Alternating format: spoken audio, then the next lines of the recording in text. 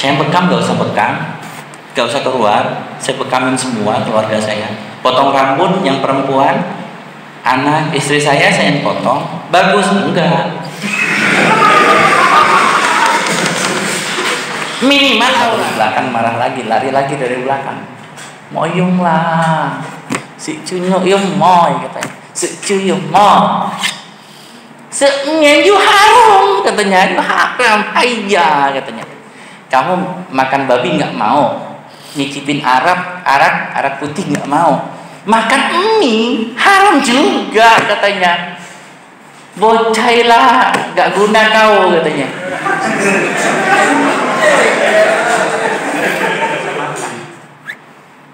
Lalu minum aja ya, nggak bisa juga, nggak bisa. Kenapa? Kalian makan babi, minum gelas nggak mungkin dicuci pakai tanah, haram lagi. Iya, repot katanya.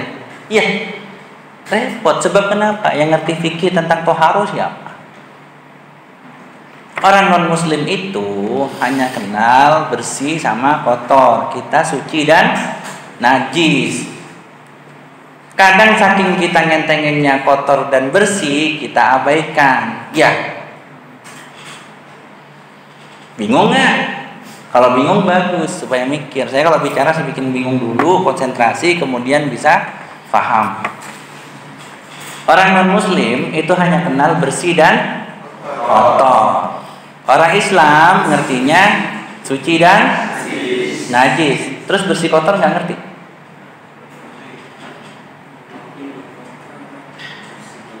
Bingung lagi. Ngertilah. Maksudnya gini kalau dilengkapi. Orang non muslim itu kenalnya bersih dan kotor. Tapi orang Islam selain ada bersih dan kotor, ada suci dan najis. Selain halal dan haram, ada baik dan buruk. Halalan, thayyiban. Kalau orang non muslim cuman taunya baik atau buruk saja. Ya, itu perbedaan dasar dari seorang muslim dengan non muslim. Paham? Enggak sih? Siapa yang nyangka anak remaja yang diledek-ledek kayak gitu, dileceh-lecehin, ngerti nggak sih? Ngerti tak? Ngerti tak? Ada orang Sunda sini? Ada orang Sunda? Nggak ada. Tadi saya ngomong Sunda kalian nggak ngerti ya. Ya jadi siapa sih yang nyangka seorang remaja seperti itu nanti akan mengubur mereka satu persatu yang sudah meninggal secara Islam. Mereka-mereka yang nggak suka Islam, yang ngeledek kayak gitu, termasuk mama saya yang teriak di dalam perut saya, kamu makan babi. Saya kuburin dalam kondisi Islam. Siapa yang nyangka? Jadi 10-20 tahun lagi tidak akan yang nyangka kalian itu akan jadi apa. Ya, gak akan nyangka. Dan itu tidak terjadi dengan bim salabim abba kadabra kedebus, nggak bisa. Nggak bisa kalian bernyanyi aku hidup di Republik Sulap, boleh. Kalian bilang hidupku bagaikan sulap, nggak bisa.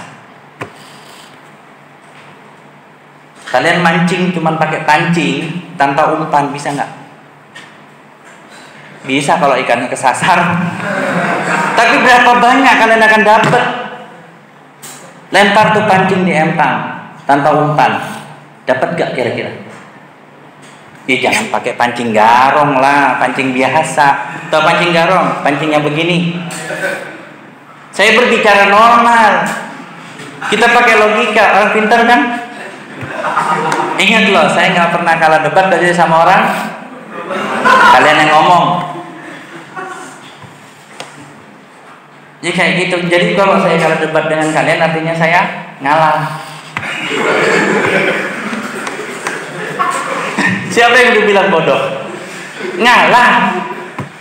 Jadi seperti itu. Kita bermain logika pada umumnya. Kita habis makan, habis kenyang, ngantuk.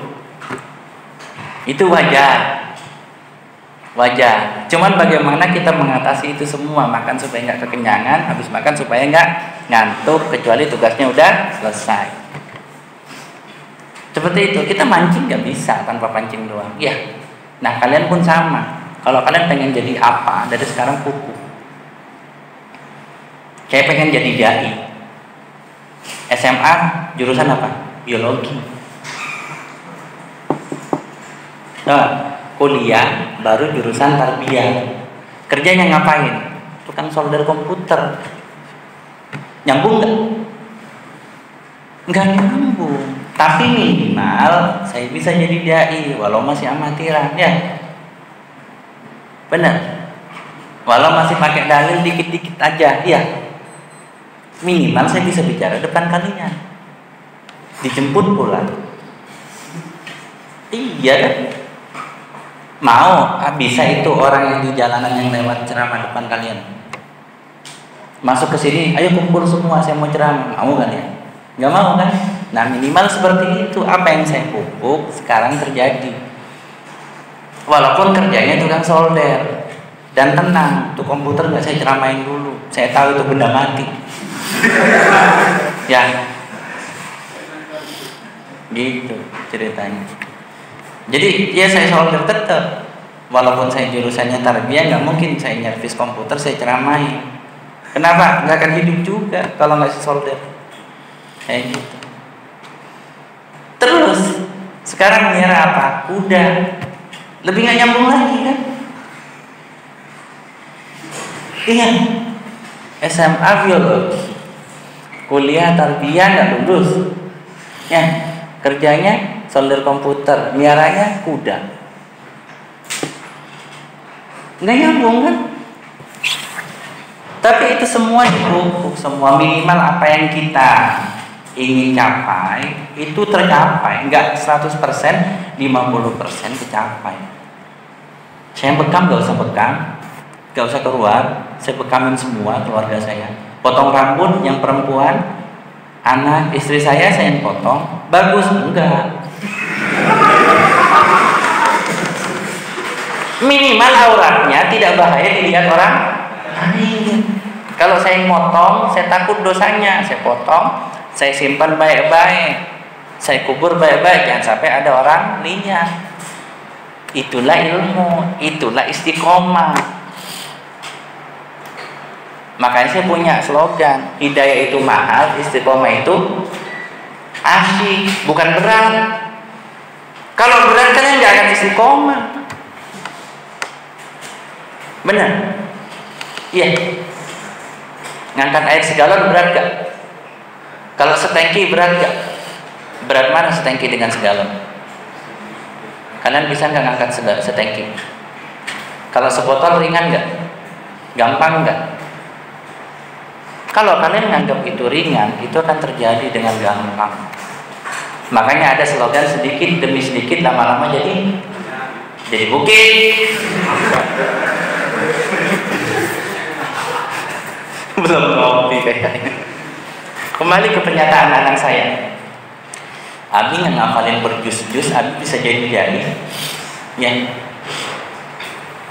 Saya dari dulu pengen jadi dai di Papas. Siapa yang Papas?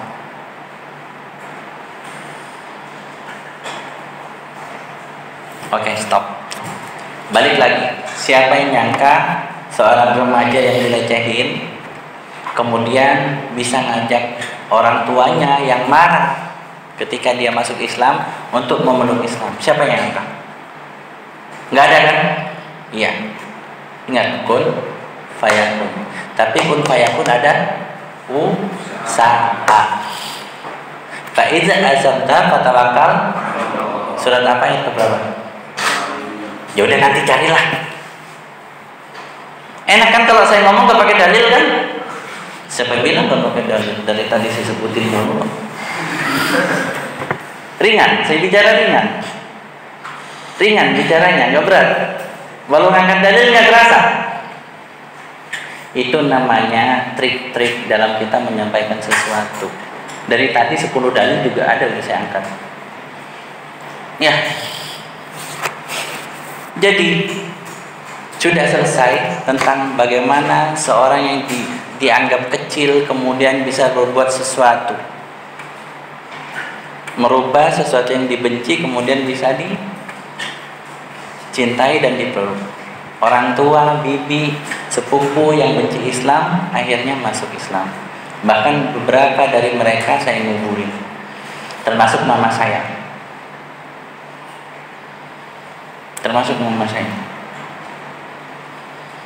Terus kembali ke pernyataan anak saya, Abi nggak ngaji berjus-jus, nggak hafal berjus-jus. Abi ngurusin kuda mulu, nyolder mulu, main santai. Tapi Abi bisa jadi dai. Aku kan udah hafal 5 juz, aku kan lebih dari Abi. Bisa seperti itu. Saya bilang anak saya, Ci, perhatiin Ci, ini video ini supportnya untuk mereka dan terutama kamu. Dan juga buat kalian yang orang tuanya mondokin kalian kemudian kalian minta pulang nangis merengek-rengek. Ingat,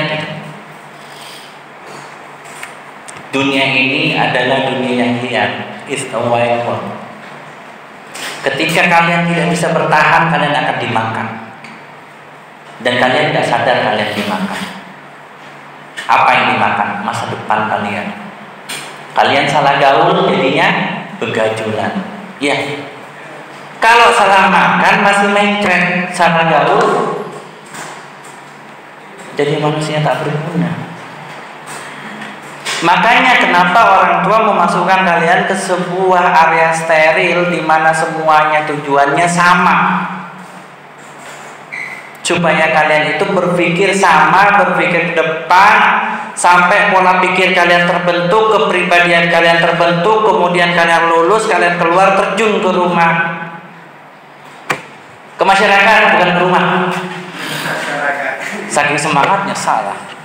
Terjun ke masyarakat, kalian sudah punya kepribadian yang kuat, sudah punya tujuan hidup, punya bekal ilmu. Ketika itu terjadi, bagaikan pohon yang sudah nancap ke bawah, tinggi besar, dihantam angin, insya Allah gak bakal rubuh. Betul? Iya. Ya jangan bilang di sana ada pohon rubuh dihantam angin. Ya kamu lihat dulu sekitarnya perumahan bukan? Ya kalau di sebelahnya got ya pantas rubuh. Lowong akarnya nggak bisa nancap. Iya. Jadi sekali lagi kita berbicara fitrahnya, berbicara pada normalnya, bukan yang normal. Kan masa-masa kalian pada ngeyel kan? Iya, saya punya anak tuh berapa yang remaja? Yang udah nikah 2. Saya udah punya cucu 2. Yang remaja usia 14-15 tahun 2. Yang umur 13 1. Nah, itu masa-masanya itu. Jadi tujuannya seperti itu. Kemana arah tujuan kalian?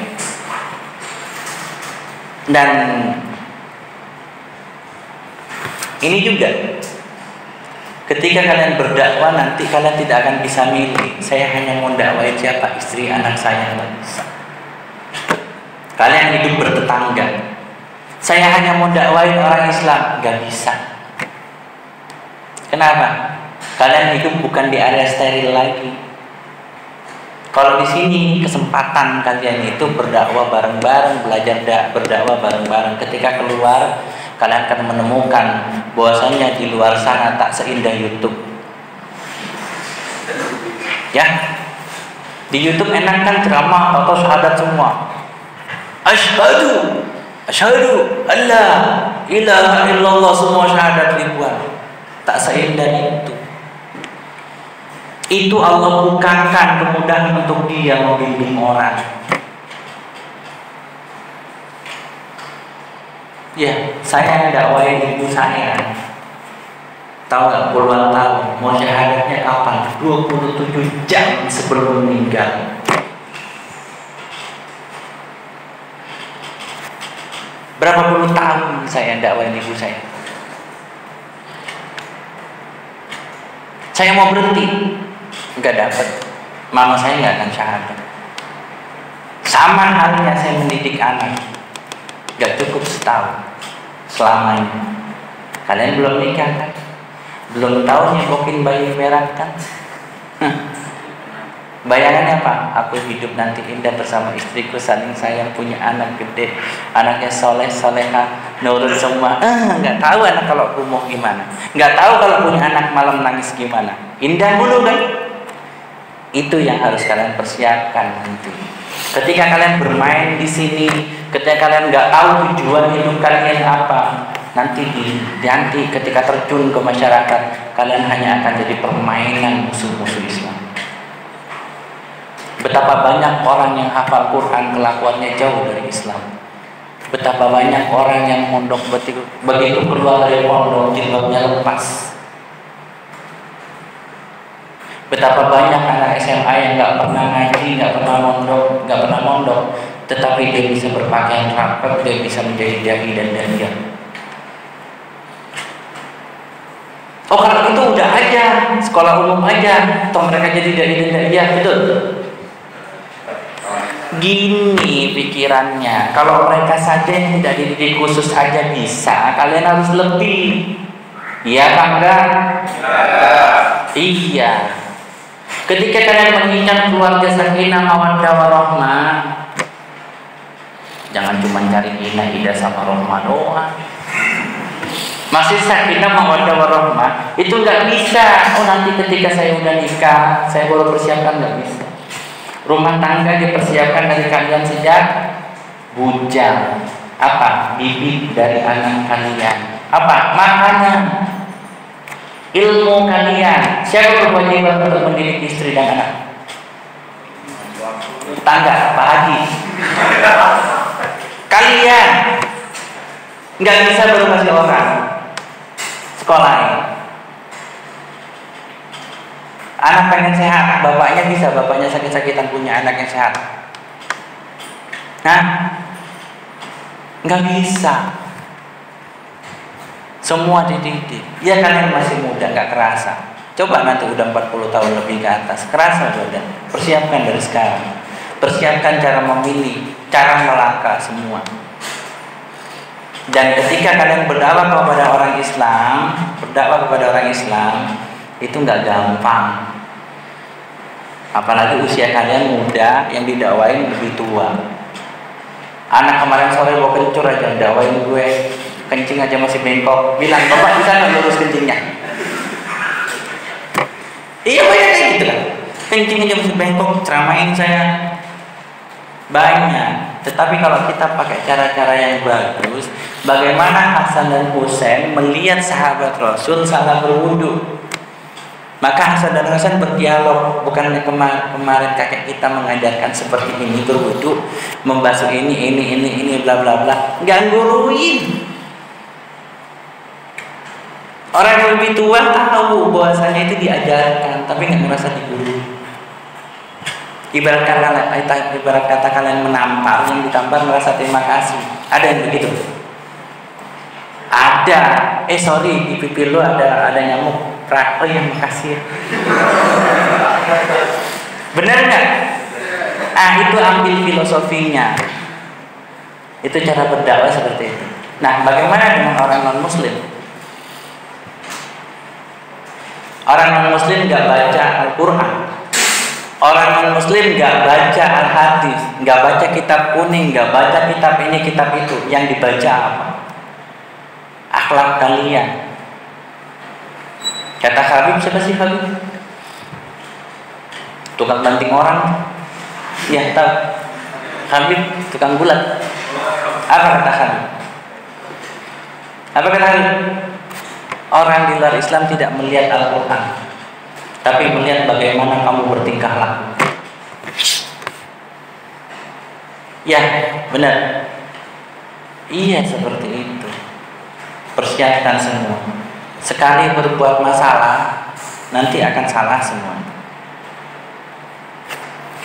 Kembali ucapan anak saya, Abi nggak mondok aja bisa jadi dai. Di mana-mana dikenal, itu ya. Dipercaya orang, Emang betul. Saya selama ini begitu mau berdakwah dipangkas, mau berdakwah dipangkas, dijegal. Tapi kalau Allah berkehendak, itu nggak terjadi. Tinggal tunggu waktu. Nanti akan pun bisa untuk ceramah, akan bisa untuk menjadi dai-dai. Siapa yang jegal saya? Siapa yang ngalengin saya? Keluarga saya non muslim? Bukan. Orang-orang Islam itu sendiri. Orang-orang Islam itu sendiri. Kalian tahu Ustadz Felix Show kenapa bisa ngetop?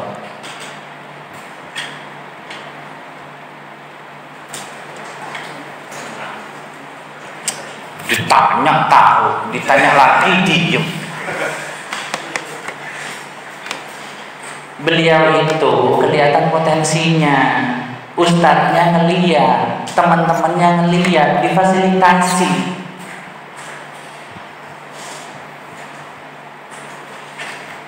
Disebar, akhirnya, oh iya ustadz ini bagus, dikasihlah panggung. Maka cepat pertumbuhannya. Seperti saya dapat panggung dipangkas, Tapi kalau Allah berkehendak lewat jalan lain, saya dirikan Tionghoa Muslim Indonesia. Saya berdiri sendiri, jalan sendiri. Kumpul dari 2 orang ketemu 3 orang, 2 orang ketemu ngobrol. Besokannya 3 orang, minggu besoknya, pekan besoknya udah hampir 10 orang. Kita dirikan Tionghoa Muslim Indonesia, kita jalan. Sudah jalan aja, lama-lama jalan. Lama-lama kita punya sekolah mu'alaf. Lama-lama dibantu, atas bantuan juga ya, salah satunya Mas Dian di belakang yang ganteng. Ya iyalah, kalau cantik saya nggak mau dijemput, jadi fitnah. Karena ganteng saya mau dijemput tadi. Jadi seperti itu. Ada yang fasilitasi, ada orang yang memangkas saya, ada yang fasilitasi. Kemudian bismillah kita jalankan. Sekarang udah berdiri sekolah mu'alaf. Di tengah pandemi pun masih jalan. Tahu nggak modal mendiriin sekolah mu'alaf berapa? 500.000. Tahu biaya untuk per bulan berapa? 30 jutaan. Kalau santunan lagi Ramadan 17 sampai 25 juta. Tanya Mas Dian belakang. Mas Dian yang ngitungin juga. Bener ya Mas, kurang lebihnya ya? Benar, saya nggak bohong. Semua berjalan.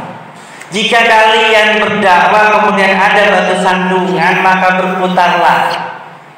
Ingat kata-kata saya, ketika kalian mau mencapai satu tempat, terkadang kalian harus berputar dulu agar mencapai tempat itu dengan selamat dan aman, walaupun harus memakan waktu dan tenaga lebih. Misal, kalian mau ke puncak gunung, ya, langsung serut ke atas, capek gak? Capek gak? Makanya ada jalan namanya jalan keong. Oh, baru tahu kenapa jalan ke gunung berkeong ya? Ya, baru tahu sekarang. Saya batuk karena emang dari semalam sebenarnya udah down. Lagi nungguin Bang Dewa, banyak yang ngerokok. Saya kan alergi banget. Dan ini udah sore, dari tadi saya udah ngisi dari pagi. Kayak gitu. Jadi suaranya udah serak. Iya, kembali lagi ke jalan berkelok. Iya benar. Baru tahu sekarang ini. Kenapa kalau ke gunung harus berkelok? Hah? Udah tahu dari dulu? Udah tahu? Tahu dari mana? Mbak Google. Udah pernah nyoba belum langsung ke atas? Udah pernah nyoba belum langsung ke atas? Jadi seperti itu. Ketika kita mencapai segala satu, kadang kita harus berputar. Kalau kita tenaga full, kita bisa langsung. Jadi kenali diri kalian. Dan ingat, suatu saat kalian akan terjun. Dan ketika kalian tidak peduli kepada masyarakat, sama aja kalian menyiapkan tempat yang tidak baik untuk anak cucu kalian. Maka ingetin, hidayah itu mahal, istiqomah itu bukan berat ya, asik. Yang halal, yang haram aja susah. Yang halal aja susah, apalagi yang haram. Jangan dibalik. Yang haram aja susah, apalagi yang halal. Jangan dibalik. Yang halal aja susah, apalagi yang haram. Makanya daripada nyari yang susah, yang susah-susah banget, mending cari yang susah saja, jangan susah kuadrat. Betul? Setuju nggak dengan saya? Yang halal itu susah, yang haram lebih susah. Artinya lebih gampang yang halal. Setuju dengan saya? Ya, oke. Mulai sekarang mindset dirubah seperti itu. Jadi mulai seperti itu. Hidayah itu mahal, istiqomah itu asik, bukan berat. Kalau yang halal aja susah, yang haram lebih susah. Daripada lebih susah kuadrat, mending cari yang halal. Oke? Dan yakin ketika kita bertawakal kepada Allah, yang halal itu jadi mudah. Nah, itu kuncinya tawakal. Oke, kan? Jazakumullah khairan jazaa kepada Allah Guru yang telah memberikan sedikit motivasi kepada kita dan pencerahan bagi kita, dan insyaallah sangat bermanfaat sekali bagi kita. Selanjutnya dari teman-teman mahasiswa yang ingin bertanya silakan. Yang pertama 3 orang. Karena gak usah malu, biasakan berani. Ya, Usama, Alif, sama Yusuf. Silakan Usama. Waalaikumsalam warahmatullahi wabarakatuh. Jangan susah-susah ya. Iya. Pertama kali yang menggerakkan antum pengen masuk ke Islam, dia ada suatu antum melihat apa yang terjadi itu. Oke. Ingin menjadi Islam. Oke, selanjutnya. Agama sebelum antum Hindu, Buddha. Oke. Selanjutnya, Tat. Sekalian aja nanya. Kita menjalani Islam, sekarang masuk dalam Islam, apa sih hal yang paling dirasakan besar perubahan dalam diri kita, motivasi melanjutkan berdakwah apalagi di luar budaya Islam? Sudah, lagi lanjut. Untuk biografi sama awal mula dakwah. Kenapa? Biografi saya. Ya, Terus? Cara awal dakwah ketika mulai melaksanakan.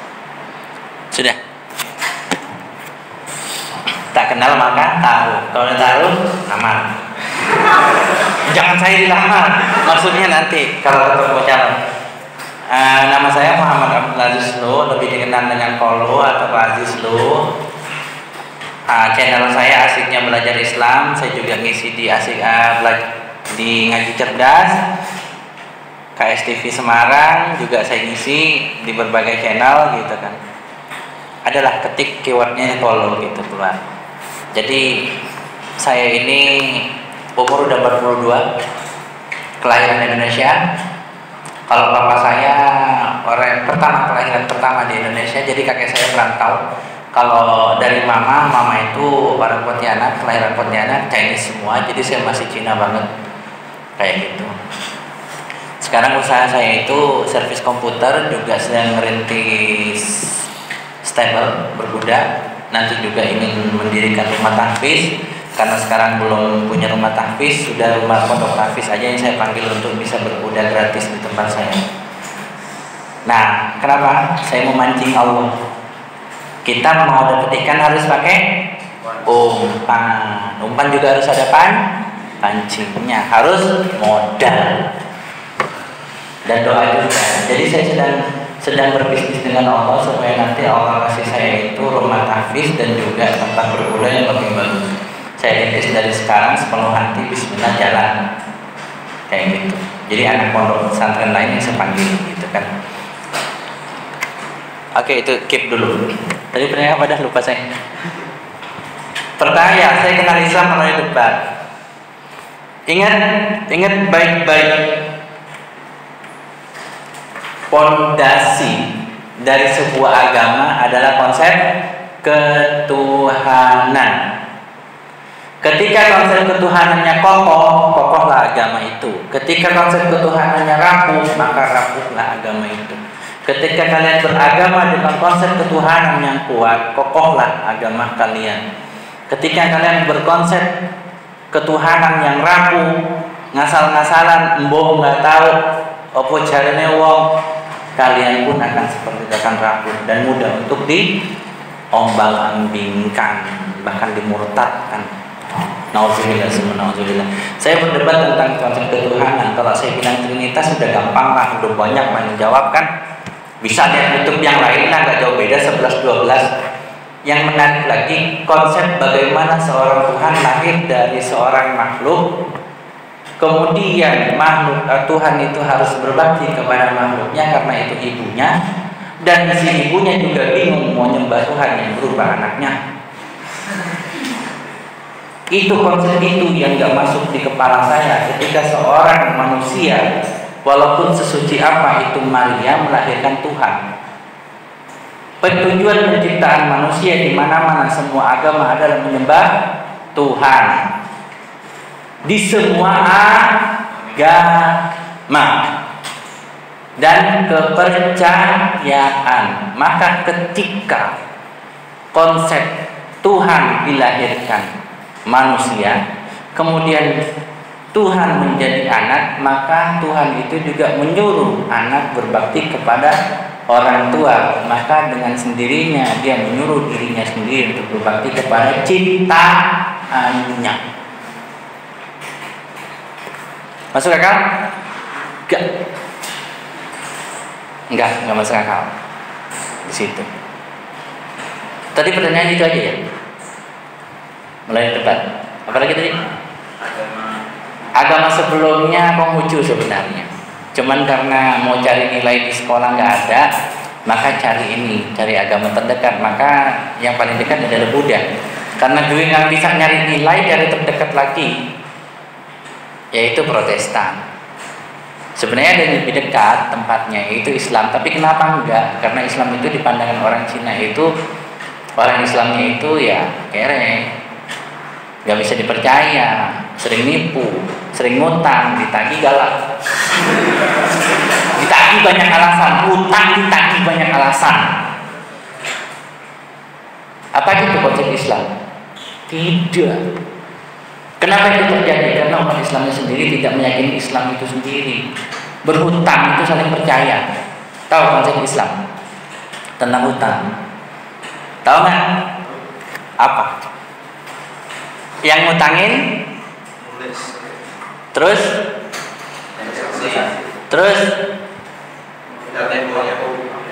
Konsep dasarnya meringankan yang ngutang. Yang ngutang jaga amanah yang ngasih hutang. Dicatat pula, di ini pula ada saksi pula. Tapi pada konsep dasarnya seperti itu, saling percaya, saling jaga amanah. Kalau nggak saling percaya, nggak saling jaga amanah, itu kan konsep Islam? Bukan. Lalu kenapa umat Islam melakukan itu? Karena jauh dari Islam. Kalau kita berpikir, apakah yang mengutangi itu banyak uang? Belum tentu. Mungkin itu uang dia mau dipakai untuk keluarganya, tetapi dihutangkan kepada orang lain karena kasihan. Begitu dihutangi nggak amanah. Ketika dia butuh minta ngemis-ngemis. Ketika minta utangnya dibalikin, dimarahin. Galakannya ngutang. Kadang itu yang membuat kita itu jauh dari Islam. Kayak gitu. Itu berlaku sebaliknya. Sudah ya? Ini belakang tadi apa? Lupa saya. Ada yang membuat perubahan yang ada sebelumnya di Islam, dan ada perubahan terbesar yang terjadi dalam diri serta istiqomah dalam agama.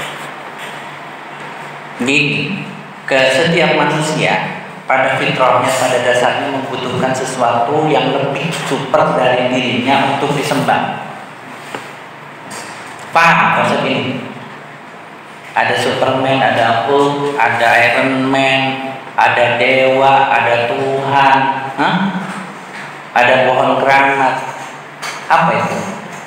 Sesuatu yang diyakini lebih super daripada dirinya untuk kemudian diagungkan. Betul? Betul? Iya. Orang yang katanya ateis, dia mengagungkan apa? Senjata, pemimpin. Ya, iya. Begitu. Jadi ketika seseorang itu menemukan sosok, zat, sesuatu yang dia yakini lebih dari dirinya dan pantas untuk disembah, untuk diagungkan, dan dia yakin, maka dia akan mantap dalam berjalan di muka bumi ini. Kemana arah hidup saya? Ketika saya menjadi seorang muslim, saya mulai pelajari bagaimana konsep Kristen, konsep Islam, sambil tetap ke gereja. Waktu itu karena sembunyi-sembunyi juga kan, nggak bisa langsung berhenti dari gereja. Saya perbandingkan semua, makin lama makin mantap. Terus saya berpikir gini, apakah iya saya cuma mau jadi muslim yang sholat, makan, tidur, puasa, punya anak, kawin, mati? Terus apa sih nilai-nilai yang saya perjuangkan selama ini? Apa artinya kalau cuma hidup, sholat untuk diri sendiri, berkeluarga, makan, mati, kerja, mati, udah. Apa yang akan saya tinggalkan? Apa iya cukup? Oke, dalam Islam dosa dan pahala harus lebih banyak pahala. Apa iya cukup pahala yang saya lakukan kalau saya kerjakan sendiri? Sedangkan banyak kesalahan kita, banyak dosa kita, betul? Iya. Maka saya ambil konsep seperti ini. Allah itu mengajarkan kita MLM pahala. Kau ajarkan satu huruf, selama huruf itu dipakai kau dapat pahala. Dia mengajarkan lagi ke orang, kau dapat pahala. Maka rekrutlah sebanyak-banyak orang yang bisa kau dakwai. Dari sanalah saya berpikir bahwasannya saya harus punya konsep nahnu du'at qabla kulli syai'in. Tahu artinya ya? Tahu lah bahasa Arab kok ya. Tiap hari pakai bahasa Arab ya, Mas Besos ya. Ya iyalah sholat pakai bahasa Arab kok. Jadi seperti itu. Tadi ada yang kelupa ya? Kelewat nggak selain geografi? Apa? Saya mulai dakwah itu dari tahun ke-4 saya muslim. Di Jember saya disuruh nyoba untuk coba latihan ceramah itu atas ide dari teman saya Mas Wais Al-Korni. Oh iya, dia ada di Jogja ya sekarang. Kemarin di Banjarmasin pindah ke Jogja, saya baru ingat. Jadi dia itu ngomong ke ketua takmir bahwasanya kasih kesempatan remaja untuk ceramah kultum. Nah dari sana mulai saya berpikir seperti itu. Saya hidup jangan cuma untuk diri sendiri, karena belum tentu saya itu soleh, belum tentu saya itu selamat. Tetapi kalau saya punya pahala yang mengalir terus, saya meninggal pun mengalir, kemungkinan untuk menutup dosa saya dengan pahala itu sangat besar. Kan gitu. Nah, tapi amalan yang saya lakukan harus benar-benar bisa diridhai Allah dan diterima Allah. Karena saya nggak tahu amalan mana yang diterima Allah, maka saya lakukan sebanyak mungkin. Dan kuncinya kita nggak pernah tahu dari amalan mana Allah itu ridho kepada kita, dari amalan mana Allah itu akan memberikan kita kunci surganya. Ya. Kenapa di banyak cerita itu amalan kecil yang banyak membuka ridho Allah? Kenapa?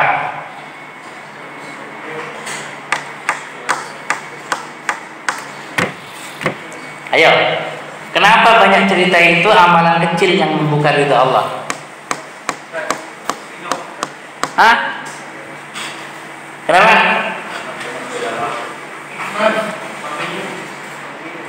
Enggak juga.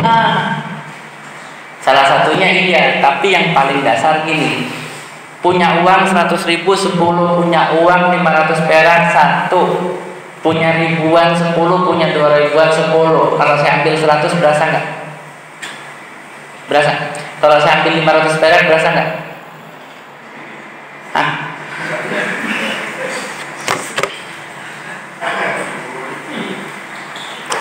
Emang anak remaja perlu bukti. Saya bawa masker, prokes. Oh iya, 1 meter. Oh enggak nih, insya Allah steril. Jadi gini, ketika uang saya di dompet ini ada isinya kartu, ada isinya uang ratusan 50.000, 10.000, 20.000, mungkin enggak? Noh, ambil no duit saya di situ. Mikir kan? Tapi kalau isi cuma 500 perak, berdiri no? Iya.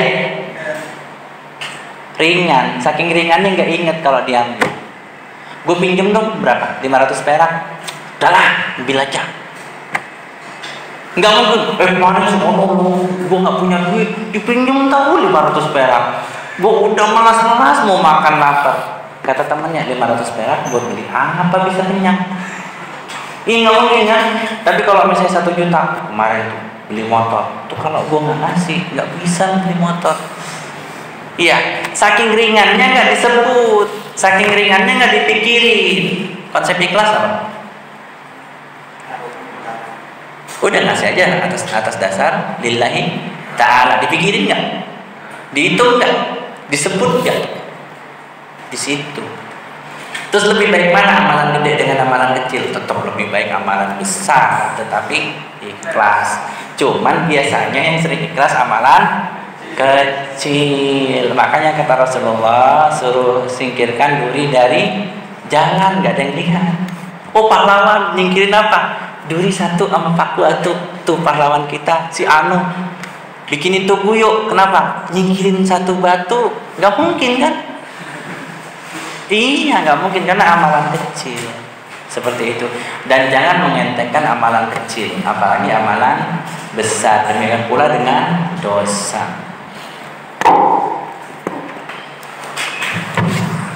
Ya, ada 2 lagi. Ibrahim, 1 lagi. Gak ada. Oke, Ibrahim, silahkan. Ini kok gimana kok bisa orang tua akhirnya menerima Islam setelah perjuangan panjang di dakwah? Tugas kita apa sih? Menentukan hasil? Enggak. Wa may yattaqillaha yaj'al makhraja. Wa may yatawakkal wa warzuqhu min haitsu la yahtasib. Wa may yatawakkal 'ala Allah fa huwa hasbu. Fa idza azamta fatawakkal 'ala Allah. Artinya kita kerjain dulu maksimal hasilnya, wis. Nggak peduli hasilnya. Yang penting nih, kalau kita pengen kenyang dan rasanya puas, makan yang cukup, lauknya yang enak, puas, betul. Karena nggak puas juga, ya udah, berarti kita udah usaha, berarti kita sakit, makanya makannya nggak puas, benar. Ada yang sadar seperti itu? Ketika makan nggak pernah puas, kalian mau sakit? Kurang aja, pengen apa sih yang enak gitu? Ya, itu mau sakit. Perbanyak makan buah sama minum. Kayak gitu. Ya, baru tahu sekarang. Berapa tahun kalian hidup baru tahu sekarang? Iya, seperti itu. Jadi saya cuma berusaha, terus berusaha. Karena saya punya mission. Saya bermain film, Mission Impossible, One Ball is Impossible. Ya. Iya kan, Mission Impossible kan gitu, One Ball is Impossible. One Ball is Impossible. Kenapa diam? Saya itu punya 3 misi. Pertama, ya Allah, nikahkan saya dengan gadis yatim atau yatim piatu yang miskin, yang nggak punya warisan. Kalau punya warisan cuma sedikit. Dikabul Allah. Kenapa? Kenapa nggak doa, ya Allah kau nikahkan saya dengan gadis yang muda, cantik, montok, bapak ibunya udah tua, seminggu saya nikah mati semua. Biar kenapa? Warisannya jatuh ya, semua ya. Iya kalau dibagi sama anaknya. Kalau nggak dibagi, lu buaya, lu nikahin gue karena cuma harta, nggak gue kasih, kasihan deh lu. Nah, enggak kan? Lebih enak begitu kan? Punya orang tua gitu kan, kaya raya, yang gak usah mati lah, kaya raya gitu, anak satu-satunya, gadis cantik, enak kan gitu kan? Kenapa saya minta yang yatim piatu atau yatim? Nggak punya harta lagi, kalau punya cuma sedikit lagi. Dan dikabul. Kita tuh punya warisan itu ketika anak kita sudah remaja. Warisannya itu kalau nggak 6 meter, 9 meter saya lupa. Persegi, 9 meter persegi, bukan 9 kali 9. Beneran, serius ketika dibagi. Kedua, saya berdoa kepada Allah.